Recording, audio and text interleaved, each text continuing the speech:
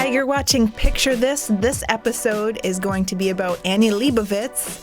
And this episode is brought to you by Squarespace. Squarespace is the easiest way to create a beautiful website, blog, or online store for you and your ideas. Squarespace features an elegant interface, beautiful templates, and incredible 24/7 customer support. So try Squarespace at squarespace.com/Tony and use the coupon code Portfolio to get 10% off. That also lets Squarespace know you heard about them from us, and maybe they'll let us keep making this podcast. Thank you, Squarespace. Yeah, thanks, Squarespace. It's a great way to make a photography website to show off your work, but you can really make any type of website. So if you run a dental office, you can set up an awesome website there. It's cheap. You can put a store on it and sell your prints or whatever. Thanks. Let's talk about Annie Leibovitz. I'm so excited about this episode because Annie Leibovitz might be my new favorite photographer after learning so much more about her. She's inspiring. The whole time I'm learning about her, I just wanted to get out of my chair and actually go take pictures because She just inspired me so much. So I cannot wait to tell everyone about her. If you're listening to this as an audio podcast, you can get it on any podcast software. When you can go to a computer, just Google Annie Leibovitz and like any recent year. Annie Leibovitz 2013, Annie Leibovitz 2016, and Annie Leibovitz 1980. And you will find amazing pictures that she's created. She has the biggest, most amazing body of work. Every year, it's hard to pick her best picture. And for a photographer to even make one real portfolio picture a year is a huge accomplishment. Yeah. She makes a bunch of them every year, and she has been since about 1967. Yeah. She's incredible. She blows me away. So let's start in her early years. Her formative years. Third child of 6. Yeah. A pretty big family. Yeah. Air Force brat. Yep. Born in Connecticut, but then her dad was in the Air Force, so they moved all over. I know Texas, what that's like. Maryland, quite a few states, Colorado. Yeah. And in that time, her mom actually had a camera and was constantly taking pictures. And they kind of lived out of their car, and Annie was taking pictures too. And she said that she saw the car window as kind of a frame. She was always documenting. Yeah, and her life is really interesting, especially when you frame it as the kid of military parents, which I am myself. It's a very structured kind of upbringing, and her life didn't end up being structured or ordinary at all. So she wants to study art, right? Yeah. Because she is inside an artist, and she's used to looking through this car window frame. And so she wants to go to San Francisco to study art. Yeah, the San Francisco Art Institute. And she went there to study painting. So that was her major. Yeah, and the way in a biography her aunt said that her parents would not have let her just go to San Francisco because it was a wild town. Yeah, and it was like this is 1967. Yeah, San Francisco in the 60s, you have Haight Street, you have protests going on, and hippies, and drugs, and free love. Yeah, Vietnam War is going on at the time, and her dad is in Vietnam at the time. Mm-hmm. But her aunt's there, and they think her aunt's going to keep her safe. And her aunt does not. So she goes to the art school. She moves into an apartment with a bunch of friends. She's literally staying in the closet. That's her room. That's her room. It's the closet. At least it's a private room. I know, but it's just, I love these stories when someone comes from nowhere. They're just some art student living in a closet, and then the next thing you know, they're one of the most famous photographers ever. But speaking of coming from nowhere, there's a publication in San Francisco at the time, Rolling Stone, which isn't a big deal. Yeah, It's a rag, just made by some ragtag bunch of half professionals. Hippies, kind of. But still, these few years in her life blow my mind because she goes to art school, she gets a camera, she decides she's not going to do painting.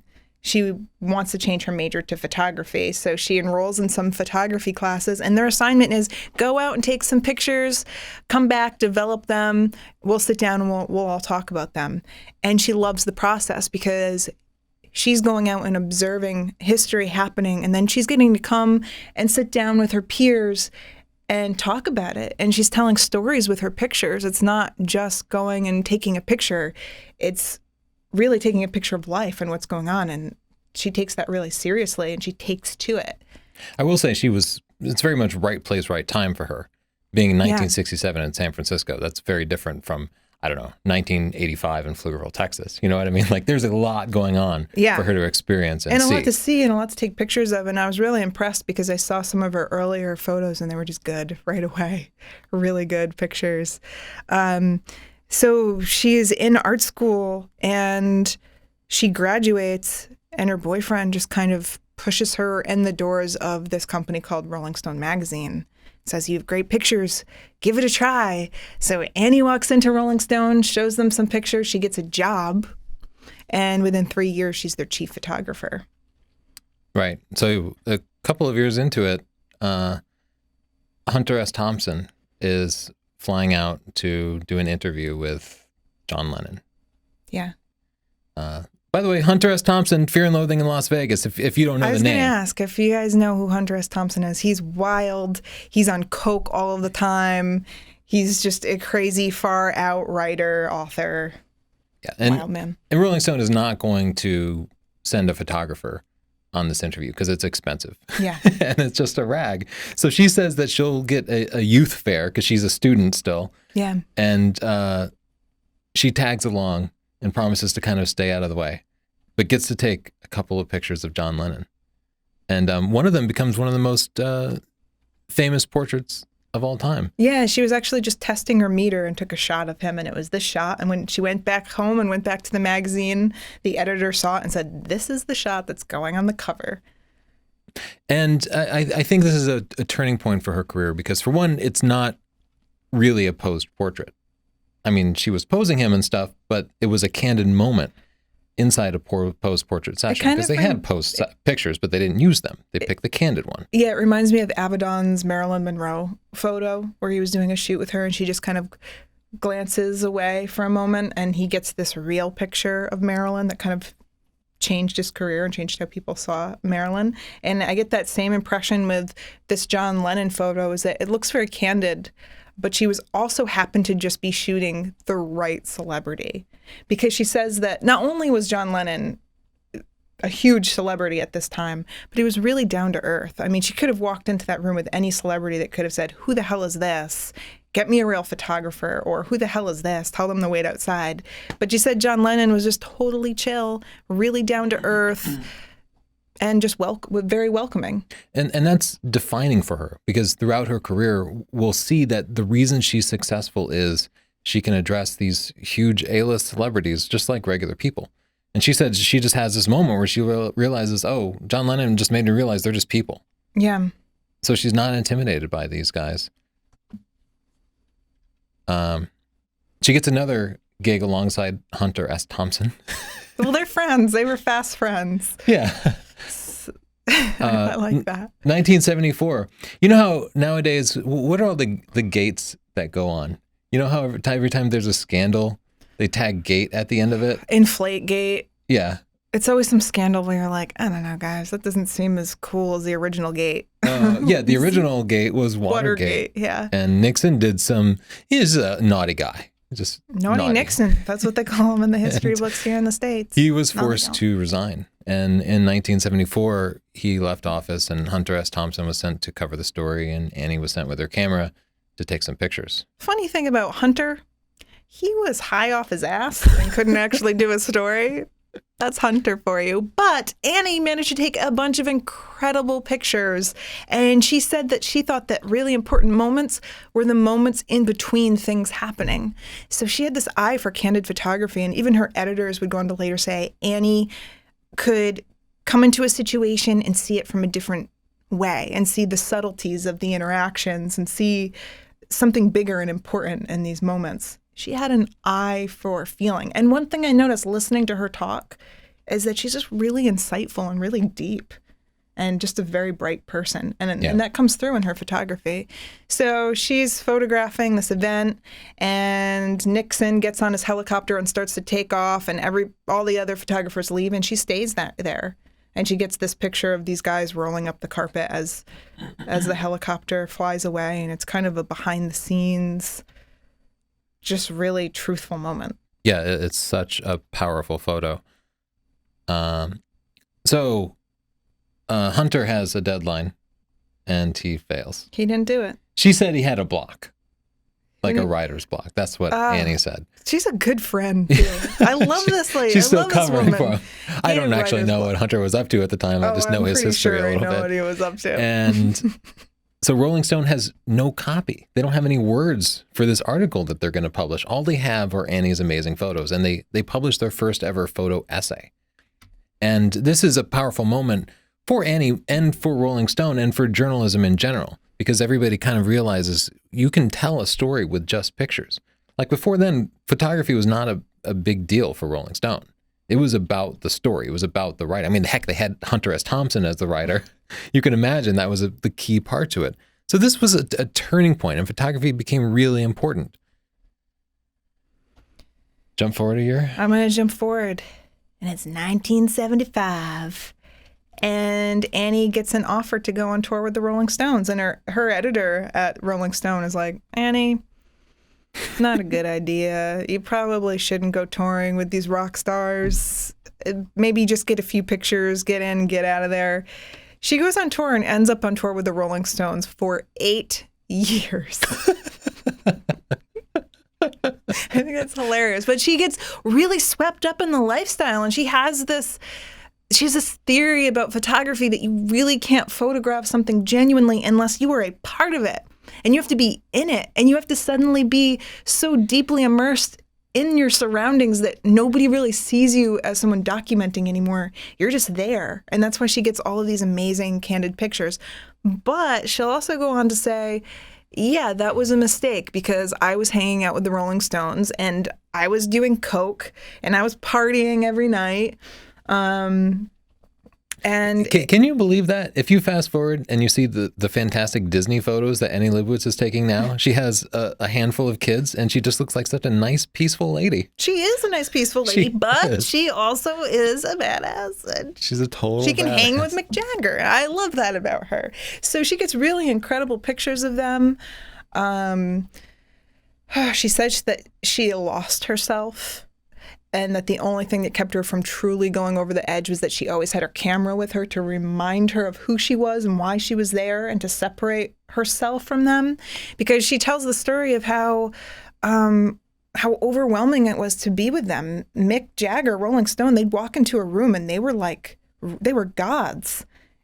And they had this effect on groups of people, large groups of people, and people would just do whatever they wanted. And Annie was powerful by association, she says. She was with them, and they were powerful, and she had access to anything and everything, which can be wonderful, but can also be your worst nightmare. And so she got really sucked in.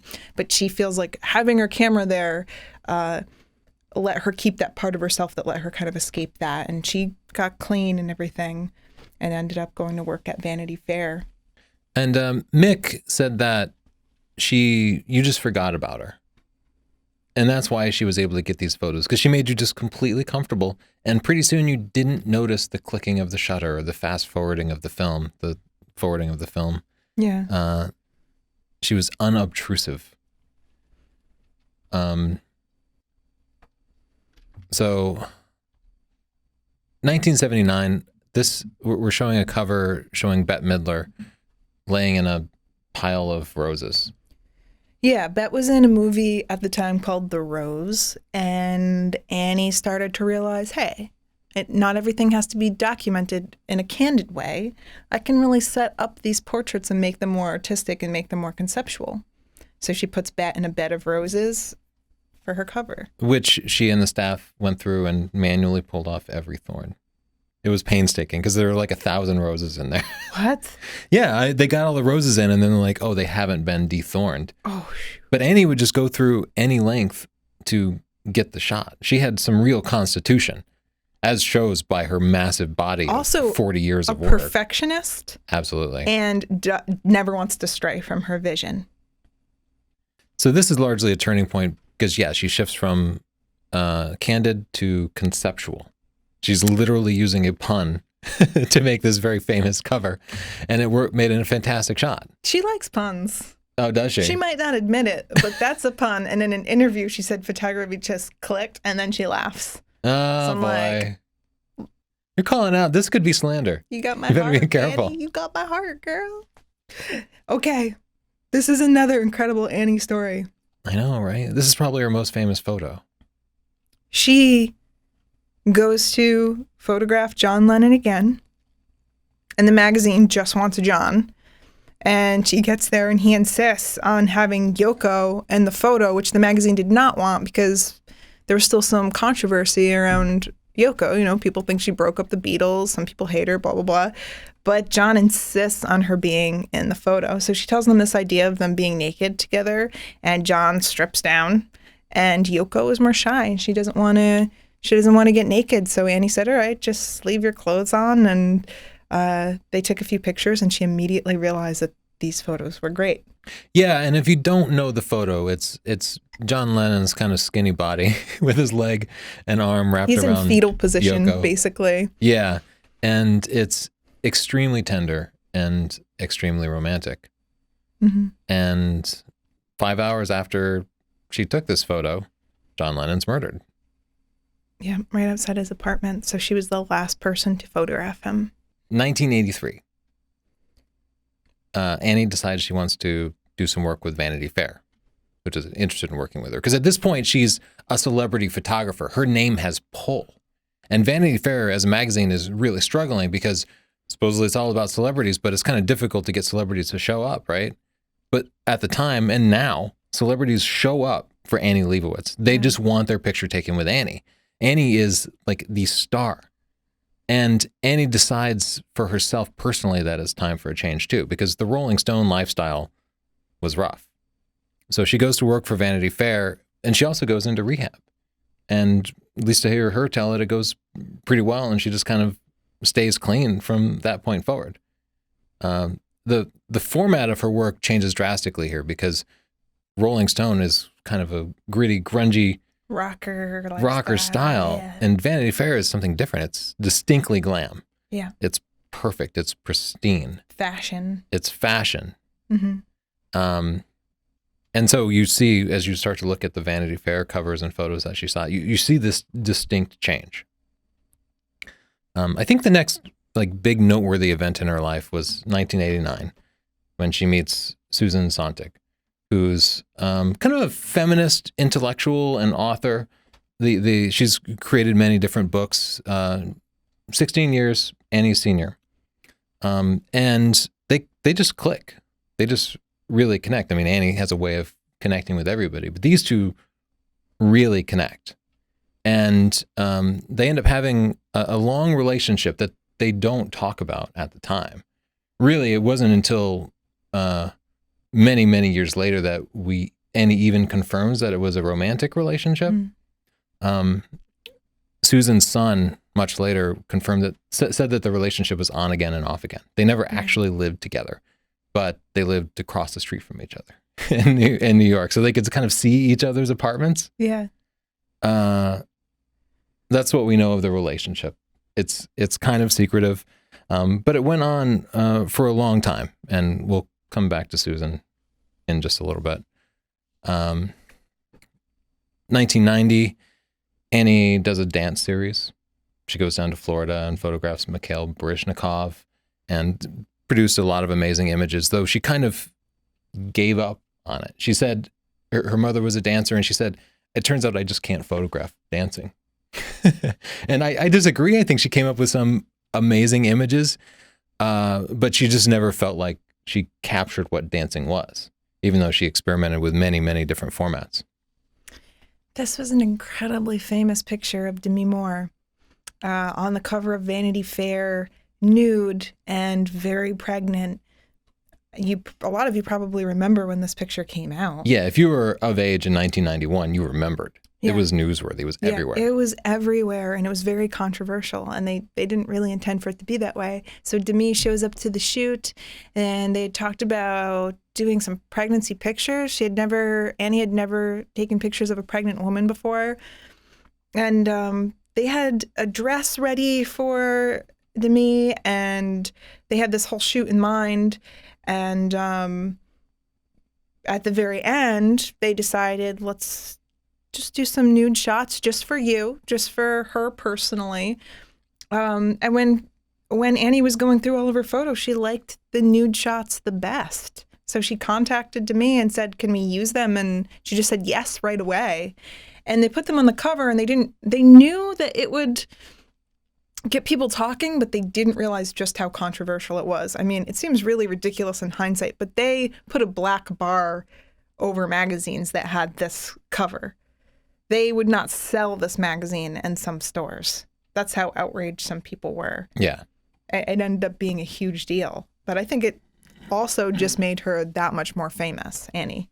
And even now, Demi will say that as many people ask her about this cover and the other Leibovitz photos as they do about her movies. Really? That's what, according to Demi, that's how noteworthy these pictures are. She shot Demi many different times, but this was definitely the most famous of them. Let's take a break. Meditate on Annie and talk about Squarespace. Thank you, Squarespace, for sponsoring the show. Tony and I both use Squarespace for our own personal photography portfolios. It's an easy way to make a portfolio that looks good and professional, not to mention it's super affordable. It starts at just about $9 a month, and you can get 10% off if you go to squarespace.com/Tony and use the coupon code portfolio. Yeah, if you're using Facebook or Instagram as your portfolio, you're selling yourself short. Yeah. Because those are not great formats for showing. Those are great formats for just kind of live streaming what you're doing at the time. You also can't completely control the way people see your pictures. Having a portfolio, a nice, clean, good-looking one like a Squarespace portfolio, brings people into your work. They can see your best photos first. They're not just looking at a stream of something that might be your iPhone shot or something like that. You are showing them the work that matters the most to you, and it's curated. So go to squarespace.com/Tony, use the coupon code portfolio, and get one of your own. You can also do a 14-day free trial, no credit card needed. You can try it out, see if you like it as much as Tony and I like it. I think you will. Thanks for sponsoring us, Squarespace. You're ChelseaNorthrup.com. I'm NorthrupPhotography.com. RUP. Just in case people want to check out our own Squarespace sites. Check it out. The year 2000. The year 2000. Annie would later refer to Susan as both her lover and her spouse, even though I can find no record of them getting married, and it probably wouldn't have been legal. That's how she refers to her. So they were intimate. And in 2000, they published a book together called Women. I just thought I would mention it. It's photographs of women, and most of them are dressed. Oh, what does Susan do on this project? Is she a writer?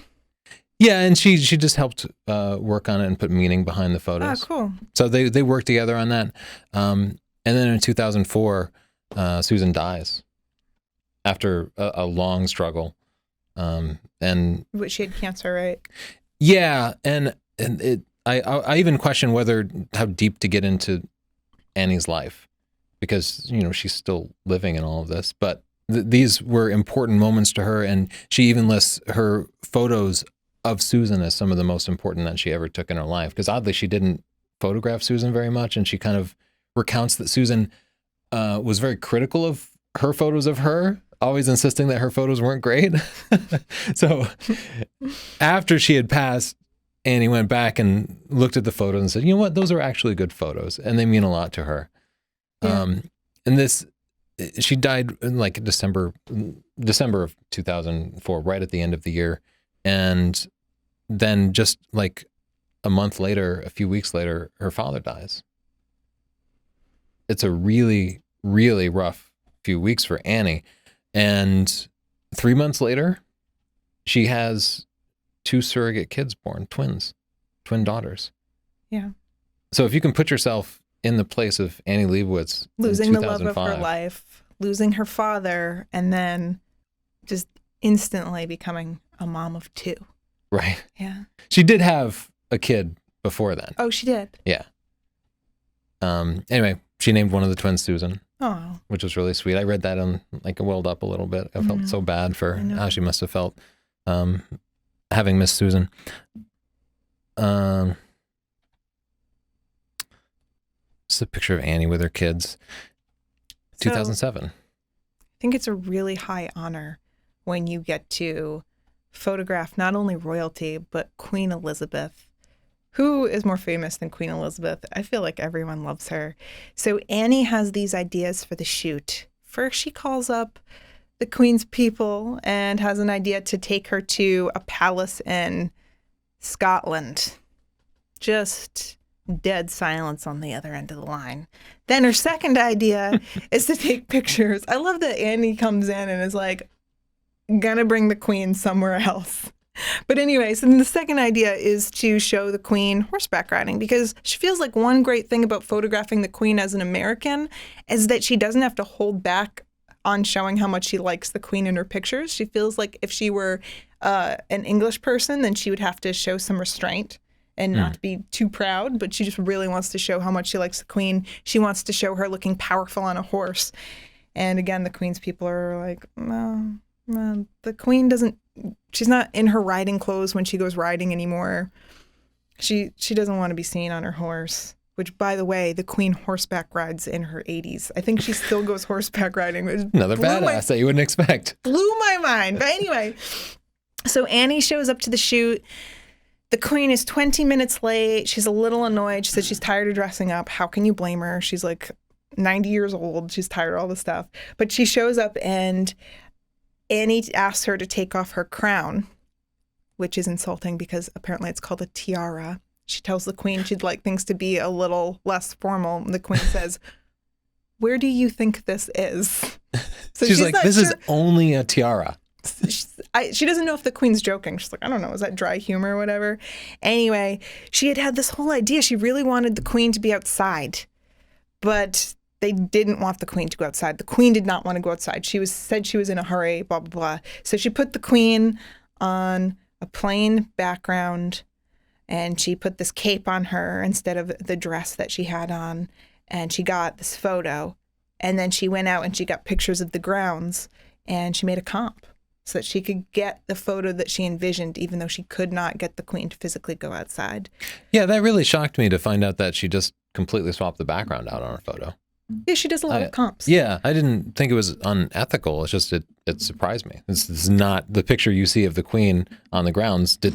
She was not there. I liked this story for multiple reasons. I liked it because the Queen was just like, the Queen. I love the Queen. I think she's just so tough and so cool. But also that Annie just had such a vision and she would not stray from it. I think in that moment, I would not be telling the Queen anything. Wear your tiara. I am not going to tell you what to do, but I love that she just is such a force and she has such vision that not only did she try to direct the Queen, but she decided to just comp the whole thing. She's like, I'm doing what I want. I want you to look like what I want you to look like, and I'm going to do whatever I have to do to get it there. I like the picture. I think it turned out really great. And when I look at interviews with her editors at Vogue and Vanity Fair, they say that she's impossible. She's not impossible to work with. She's difficult to work with because she gets her way. She has no regard for budget. It doesn't matter. I saw a shoot with her in her documentary where they're like, Annie, we went over budget with the horses. And she's like, I just need 2 horses and a carriage in this. Like, she just knows what she wants in her pictures. Yeah. Throughout her career, especially, in the last 10, 20 years, the shots she's wanted to take have gotten more and more intricate and more expensive. Yeah. And you can just hear the stress in her editors' voices as they talk about this. They're like, she always wants to do something bigger and bigger and bigger. And you just can't rein her in. You just have to let her do her shot. That's all you can do. Either you give her away or you don't work with Annie. But the shots that she produces, and that's what they say, the shots she produces are worth it. But it hurts, but it's worth it. You know what? I like that because how many times do people try to budget down a creative project and it ends up just being half-baked? She knows that to do things right, she has to do it her way. Yeah, Annie doesn't do anything half-baked. Quite a spread throughout this last decade, Disney has been having Annie do like real-life portraits of different princesses. Yeah. And they're all stunning. So just look up the Disney art yeah. series by Annie Leibovitz. And they all include celebrities, and many of them are comped together. This is a photo of Katy Perry in a red dress. What is that?